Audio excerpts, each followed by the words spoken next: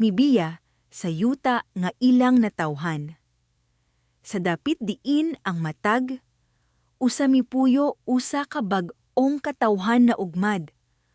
Ug sa ingon na hitabo nga ang tanan nga mga tribo sa kalibutan, nakadawat sa ilang mga ngalan, gikan sa mga butang nga gidala sa mga tawo gikan sa sibulan, o gikan sa mga dapit diin sila mipuyo.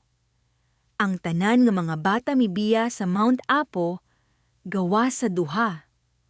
Usa ka lalaki ug usa ka babaye, nga tungod sa kagutom ug kauhaw na himong huyang, kaayo sa pagbiyahe.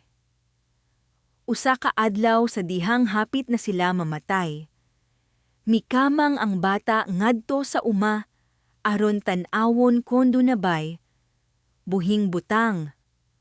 Ug sa iyang katingala, nakakita siyag usa ka lindog sa tubo nga mitubo nga malaway.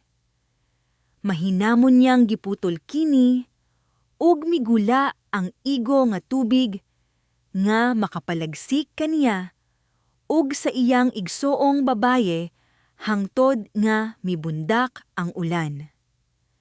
Tungod ni ini, ang ilang mga anak gitawag og Bagubo. Ang sinugdanan sa Bagubo.